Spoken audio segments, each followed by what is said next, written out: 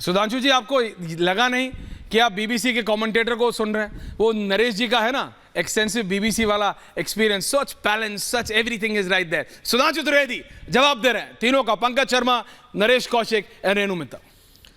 सुधांशु जी देखिए, पंकज जी और रेणु जी ने कितनी अच्छी बात कही। पंकज जी ने अपने ख्वाबों ख्यालों से एक बात बताई कि मोदी जी ने किसी को केंद्र से भेजा और योगी जी ने उसे उसके अगेंस्ट में रहे और उसे स्थान नहीं दिया। तो मतलब वो आरोप विड्रॉ हो गया ना कि मोदी जी डिक्टेटर हैं।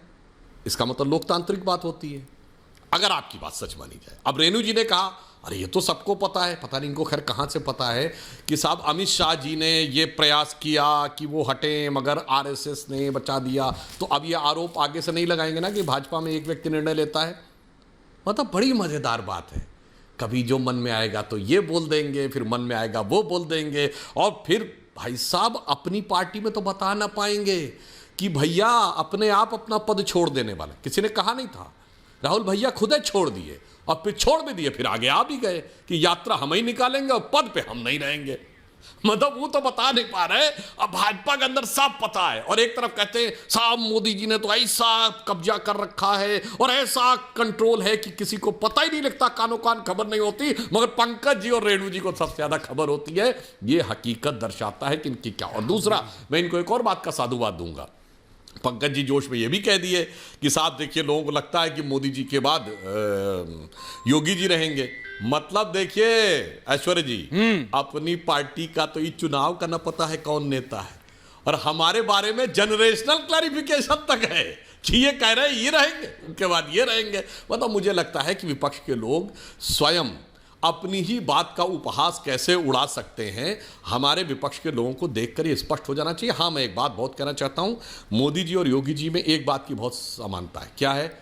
उनकी क्लैरिटी बहुत स्पष्ट है और उसके साथ फर्मनेस, स्पष्टता और दृढ़ता बहुत साफ है। ये कांग्रेस की तरह नहीं कि मैं इधर जाऊं या उधर जाऊं, बड़ी मुश्किल में मैं हूं किधर जाऊं, कि 2019 में मैं जनेऊधारी ब्राह्मण था, दत्तात्रेय गोत्र का था, पुष्कर से बाहर निकलते हुए मैंने बताया था।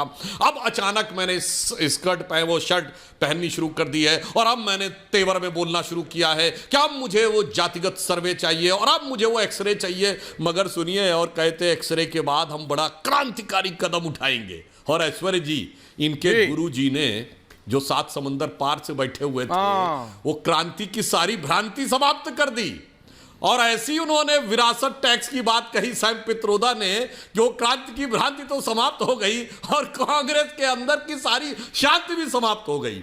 मुझे लगता है कि बजाय हमारे यहां टिप्पणी करने पे, हाँ एक बात मैं दो कॉमन जरूर कहता हूं, अगर उतनी ही दृढ़ता के साथ मोदी जी काम करते हैं, कर्मठता के साथ, उतनी कर्मठता के साथ अमित शाह जी काम करते हैं, उतनी ही दृढ़ता के साथ मुख्यमंत्री के रूप में योगी जी भी काम करते हैं। ये भाजपा के अंदर काम करने का कल्चर देखिए, मेहनत देखिए, न छुट्टी वो लेते न छुट्टी वो लेते हैं। विदेश में जाकर छुट्टी लेना तो अलग, ये नहीं कि गए घूम घाम के आ गए और जाके विदेश में आए बाएं साएं 4 बातें बोल के आ गए भारत के बारे में और कह क्या democracy is finished. Rahul Gandhi यही बोले थे ना, एवरी इंस्टीट्यूशन इज फिनिश्ड। उनसे पूछा गया आप जुडिशरी के बारे में करें, yes I am talking about judiciary, और उसी जुडिशरी ने उनकी सदस्यता बहाल कर दी। आपके हिसाब से उसी ने इलेक्टोरल बॉन्ड के खिलाफ जजमेंट दे दिया, और आज ही उसी जुडिशरी ने कह दिया कि ईवीएम को लेके अब अंट शंट बोलना बंद कर दीजिए। तो मैं भी कहना चाहूँगा, अपनी सुविधा के अनुसार भारतीय लोकतंत्र और भारतीय जनता पार्टी की अंदरूनी बाहरी बातों का मजाक उड़ाना बंद करिए और गंभीरता से विचार करिए कि गलती कहाँ से हो रही है। 138 साल पुरानी पार्टी 2 बार लोकसभा में नेता प्रतिपक्ष होने लायक बहुमत नहीं जुटा पाई है, इस पर गंभीरता से विचार करिए, बजाय कि ये जो लेफ्ट के एजेंडा। सुनिए ऐश्वर्य जी, एक लाइन और बोल दूं जी, ये आचार्य, मैं आ रहा हूं, राजेश जी आ रहे हैं, कांग्रेस के एकमात्र धर्माचार्य थे। उन्होंने एक टीवी डिबेट में बड़ी मजेदार बात बोली थी। ये तो उनका वाक्य सबको ध्यान है, कांग्रेस में कुछ ऐसे लोग हो गए जिन्हें हिंदू शब्द से नफरत है। आचार्य प्रमोद कृष्ण, उन्होंने एक शब्द बड़ा मजेदार बोला था कि कांग्रेस में कुछ वामपंथी वेताल आकर बैठ गए। वामपंथी वेताल, हाँ, उन्होंने कांग्रेस का बहुत नाश करना शुरू कर दिया है। तो आप ही के नेता का वाक्य आप ही के उससे बता रहा हूं, अगर आपको लगता है तो उन वेतालों से मुक्ति का मार्ग सोचिए, बजाय दूसरों पर आक्षेप लगाने। एक और बात मैं आपको बता रहा हूं पंकज शर्मा जी, इससे पहले मैं राजेश जी आपके पास आऊं। राजेश जी आम आदमी पार्टी के विधायक हैं, आपके पास भी आ रहा हूं, लेकिन पंकज जी, रेणु जी, नरेश जी, कांग्रेस पार्टी के सिटिंग एमएलसी, एक एमएलसी, एक जिला अधिकारी ने ये ऑफिशियली कैमरे पे बोला कि राहुल गांधी अमेठी से लड़ने जा रहे हैं, हमको ऑर्डर आ गया है कि भैया कांग्रेस का ऑफिस रंग रोगन शुरू कर दो। तो क्या आपने मान लिया है कि वायनाड से हार रहे राहुल गांधी? क्योंकि किसी ने मुझे बोला कि केसी वेणुगोपाल ने बूथ बाय बूथ, रेणु जी, बूथ बाय बूथ वोट्स निकलवाए हैं, क्योंकि जो Pinarayi Vijayan supposedly on the books या हम जैसे पत्रकारों के सामने के लिए आपके साथ अलायंस में है, उसी पिनाराई विजयन ने रेणु जी राहुल गांधी को पार्ट टाइम पॉलिटिशियन बोला है। और जिस तरह से एनी राजा को सपोर्ट किया है, ये क्लियर है कि राहुल गांधी के पास it's not that easy for him anymore. उनके लिए कोई बिल्कुल आसान नहीं है, बिल्कुल। वायनाड, देखिए वायनाड का जहां तक सवाल है, राहुल गांधी वहां हैंड्स डाउन जीत रहे हैं। मैंने आपको उस दिन भी समझाया था कि लेफ्ट पार्टीज जो हैं और कांग्रेस वो इकट्ठा इंडिया अलायंस में है, पर केरला में समझा तो आप देश को भी रही हैं कि किस तरह से मोदी हारेंगे, 14 से समझा रही हैं आप। समझता कोई नहीं है, दिक्कत है बीजेपी के लिए रास्ता नहीं खोलना चाहते। वायनाड में कोई प्रॉब्लम नहीं है। हाँ, आज वहां चुनाव हो गया, कल के बाद ये संभव है कि राहुल गांधी अमेठी से चुनाव लड़े। उनकी सर्वे सब कह रही है उनको हक है लड़ने का दूसरी सीट पे, उसमें काहे इतनी परेशानी हो रही है? अगर वो लड़ेंगे तो मतलब उसमें ये तो नहीं कि वायनाड से हार रहे हैं, वायनाड से वो जीत रहे हैं।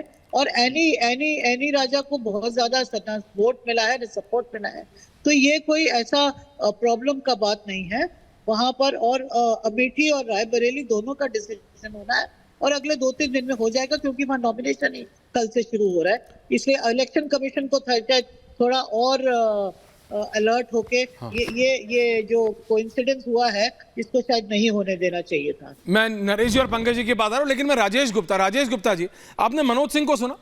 मनोज सिंह कह रहे भाई ये जो आप विपक्ष की बात कर रहे हैं, आम आदमी पार्टी कांग्रेस जो बात कर रही है वो इतना है नहीं ऐसा, लोग नेशनल पिक्चर पे वोट कर रहे हैं। राजेश जी, देखिए, क्योंकि आप ही वो दल है विपक्ष में कांग्रेस के अलावा जो नेशनल है, इसलिए मैं आपसे समझना चाह रहा हूं। ऐश्वर्या जी, देखिए हर एक आदमी के वोट करने का जो वजह होती है वो अलग होती है, और एक पढ़ा लिखा और जो समझदार आदमी होता है वो इस बात को देखता है कि माहौल क्या है।